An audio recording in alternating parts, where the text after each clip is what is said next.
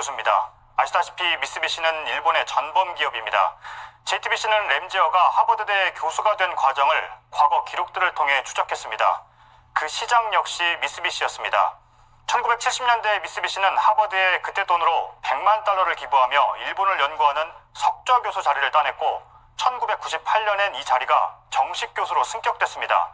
바로 그 첫 수혜자가 램지어 교수인 걸로 확인됐습니다. 그가 왜 저런 논문을 쓰는지 짐작하고도 남을 대목입니다. 워싱턴에서 임종주 특파원입니다. 하버드대 석좌 교수 관련 기록물입니다. 1972년 9월 미쓰비시 사장이 하버드대 총장에게 서한을 보냅니다. 일본의 법체계 발전 연구의 중요성을 인식하고 있다면서 이례적인 선물을 받아주면 좋겠다는 제안이 담겼습니다. 100만 달러 기부는 그런 전통이 없던 당시 일본 기업으로선 파격적이었고 뉴욕타임스에도 보도됐습니다. 이후 방문학자가 미쓰비시 석좌 교수를 번갈아 맡아오다 1998년 정식 교수직으로 승격됩니다. 첫 수혜자가 바로 램지어 교수입니다. 그리고 20여 년 뒤 일본 우익의 논리를 대변하는 논문과 인터뷰가 잇따라 나옵니다. 최근 미국 하버드대 로스쿨의 램지어 교수가 논문에서 일본군 위안부 피해자를 매춘부로 규정해 많은 이들의 분노를 샀죠. 그런데 오늘 참 믿기 힘든 소식을 전해드리게 됐습니다. 국내 극우 인사들이 램지어 교수를 지지하는 서한을 해당 논문을 실은 학술지에 보낸 사실이 MBC 취재 결과 확인됐습니다. 심지어 램지어 교수를 비판한 미국 학자들한테도 이메일을 보내서 외부인은 이 문제를 논할 권한이 없다며 압박한 것으로 드러났습니다. 깜이 논란이 있었던 지필진이 오늘 공개가 되는데 지금 취재 기자 얘기 들어보면 지필진 대부분이 역사 비전공자에다가 뉴라이트 계열 학자들이다 이런 얘기가 나오고 있는데요. 지금 면면이 어떻게 됩니까? 지금 말씀하신 부분들을 뒷받침해 줄 수 있는 부분들이 예를 들어서 유온, 민주평화통일자문회의 수석 같은 경우도 계속해서 민주평통 상미위원 등을 했었고요. 예. 말씀하신 것처럼 실제로 이렇게 역사 전문가라고 부르기는 어려운 분이시죠. 물론 역사에 대한 공부를 안 하셨다는 건 아니겠지만, 네. 그다음에 이제 김승욱 의원 같은 경우에도 기독교에 관해서 한국 경제 성장을 뒷받침했다라는 그런 주장들을 좀 해왔던 것으로 밝혀져 있고요. 또 김낙년 교수 같은 경우 대표적으로 뉴라이트 진영의 이론적 근거를 뒷받침해온 그런 인물로 거론이 되었던 분들이기 때문에, 예. 그러니까 이분들의 의견이 틀리다라는 게 아니라 이런 분들이 중심이 돼서 만든 것이라면 결국에는 교육부가 내세우기는 명목이 올바른 교과서이고 정치적 중립성, 그동안에 네. 편향돼 있던 교과서를 바로잡기 위한 것이었다라고 하는데, 네. 또 다른 한쪽의 의견을 주로 가지신 분들이 만들었다라면 결국 그쪽의 중심으로 생각으로 만들었을 수밖에 예. 없기 때문에, 비교를 하자면 네. 그 전에 8종의 검민정 교과서가 있을 때와 단 한 종의 교과서가 있는데 그것도 어떤 그쪽의 의견들을 주로 생각하신 분들이 만든 교과서라면 어느 쪽이 과연 정치적 중립성을 더 보장할 수 있을 것이라고 생각해 본다면 그건 당연히 상식적으로 판단해 볼 수 있는 문제라고 생각합니다. 그러니까 지금 또 다른 논란이 일 것 같은데요. 이래서 지금까지 지필진을 공개를 안 했을까요? 그러니까요. 그러니까 왜 지필진을 이제까지 공개를 안 했는지 사실은 이제 명단으로 예. 여실히 좀 드러나는 게 아닌가 이렇게 생각을 합니다. 네. 그러니까 이런 명단이었기 때문에 차마 공개를 못했던 거 예. 아닌가 이렇게 생각을 하고요. 사실은 이 지필진을 구성할 때부터 논란이 많지 않았습니까? 네. 또 학계 내에서도 사학계 내에서도 대부분이 참가를 좀 원치를 않아서 그러니까 이 지필진 구하기 힘들다라는 이제 얘기까지 나왔었고요. 그 이후에 지필진은 어찌됐건 숫자를 채웠는데 계속 비공개로 했어요. 이게 지금 그야말로 비정상의 정상화라고 하는 당당한 과정이었다면 어둠의 세력도 아니고 이렇게 비공개로 할 이유가 없잖아요. 그러니까요. 그런데 지필진도 계속 비공개로 했죠. 또 지필 기준이라고 하는 것도 대부분은 공개를 보통 하기 마련인데 그것도 비공개로 해오다가 소송을 통해서 어떤 변호사가 민변 출신의 변호사가 문제 제기를 해서 소송을 오랜 끝에 최근에서야 이 지필 기준도 밝혀졌단 말입니다. 그러니까 법원 판단도 너무 늦었죠. 예. 자, 그런데 사실은 그 사이에 지필진이 어떻게 구성이 됐고 대체로 어떤 방향으로 기술되고 있다는 게 다 알려졌어요. 예. 암암리에 다 알려졌고, 그래서 심지어 보수교원단체인 그러니까 교총각조차도 지금 그런 내용이라면 안 된다라고 지금 최근에 반대 의사를 분명히 표명한 상태 아니겠습니까? 자, 이런 상태까지 왔는데 이제 와서 보니 이제 다 이게 확인이 되는 거예요. 왜 이렇게 비공개로 전개할 수밖에 없었던 것인지. 예.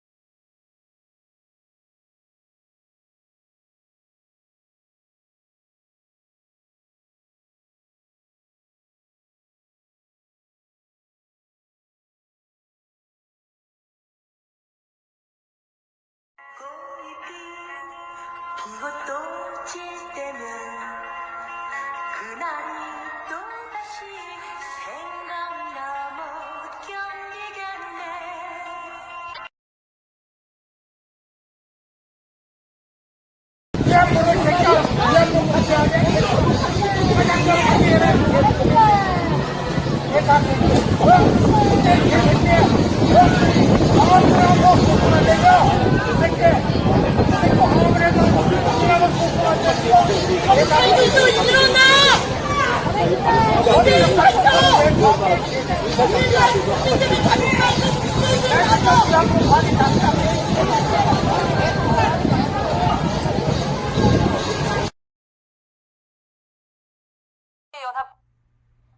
삼성과 전경련이 어버이연합 등 보수단체에 거액의 자금을 지원하며 배후에서 사실상 육성해왔다는 증거가 드러났습니다. 이들 단체에 대한 지원 내역이 담긴 전경련의 사회협력기금 지출 내역을 MBC가 단독 입수했습니다. 나세훈 기자가 취재했습니다. 노무현 전 대통령의 갑작스러운 사고로 전국이 충격과 슬픔에 빠져있던 지난 2009년. 정책을 발사하면 신호에 따라서 일제히 돌파합시다. 국민행동본부 애국기동단이 분향소에 난입했습니다. 전역 군인 등 무술 유단자들로 구성된 이들은 몇 차례 시도 끝에 분향소를 부순 뒤 노 전 대통령의 영정을 탈취해 흔들었습니다. 자살해서 죽은 사람은 죽은 사람이에요. 그러니까 이 영정은 오늘 이 자리에서 남대문 경찰 관계자에게 국민행동본부는 활동 자료집에 이를 소개하면서 2009년 한 해에만 21차례의 의견 광고를 냈고 19차례의 집회를 개최했다고 적었습니다. 이 단체 활동 자금의 출처를 알아봤습니다. MBC가 단독 입수한 전경련의 사회협력기금 지출 내역. 국민행동본부 소속 애국기동단 출범 한 달 뒤 4,390만 원이 입금됩니다. 애국기동단이 분향소를 부순 뒤에도 3,500만 원을 전경련이 지원합니다. 전경련은 2012년 12월에도 국민행동본부에 전국 순회강연 지원 명목으로 7천만 원을 줬습니다. 삼성도 가세합니다. 삼성은 이 단체에 2012년 6월 1억 원을 지원했습니다. 전경련처럼 전국 순회강연 지원 명목이었습니다.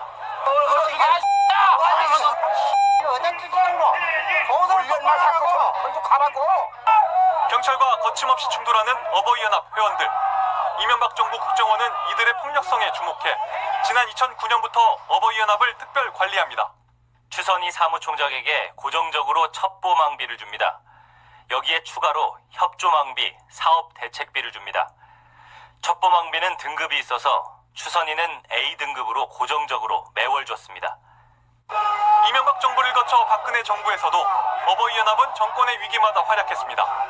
특히 국정원 대선 개입 사건으로 박근혜 정권의 정당성이 의심되던 2013년 수사팀 검사들을 종북검사로 규정하고 연일 비난 집회를 이어갔습니다. 2013년 11월 11일 어버이연합 차명 계좌로 2천만 원이 입금됩니다. 열흘 뒤 1천만 원이 입금됩니다. 삼성이 보낸 돈입니다.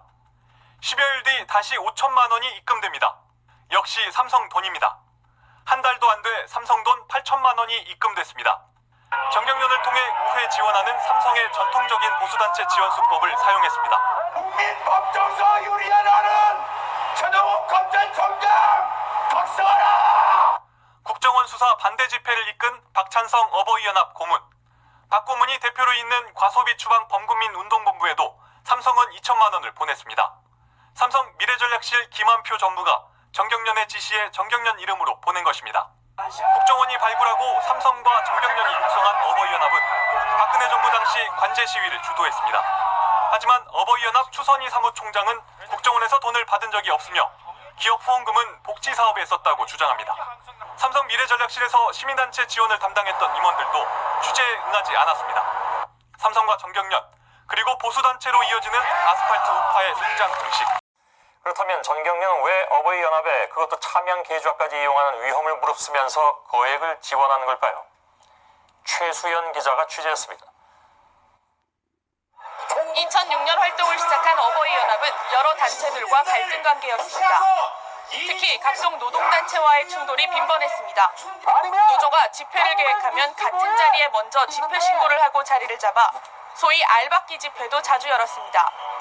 그러다 보니 노조와 갈등을 빚고 있는 일부 기업이 어버이 연합을 지원하는 게 아니냐는 의혹이 제기돼 왔습니다. 실제로 어버이 연합은 지난 2014년 쌍용차 해고 노조원들이 농성을 벌이던 서울 대한문에 나타나 노조와 충돌하기도 했습니다. 보수단체들이 많이 방어 집회나 강해 집회를 하는데 기업을 대상으로 할 때는 기업에서 후원이나 자금이 나오는 게 아니냐는 의심을 할 수밖에 없는 상황입니다. 2014년 9월 5일 어버이연합의 차명 계좌로 추정되는 통장에 4천만 원이 입금된 다음 날 어버이연합은 민생법안 처리 촉구 시위를 벌였습니다. 정경련이 통과가 꼭 필요하다고 주장하던 법안입니다. 현재 국회에는 투자 확대와 관련된 다수의 법률안이 계류된 상황입니다. 정경련은 삼성과 SK, 현대를 비롯한 500여 개의 기업들을 회원으로 하고 한 해 예산이 300억 원이 넘습니다. JTBC 최수연입니다.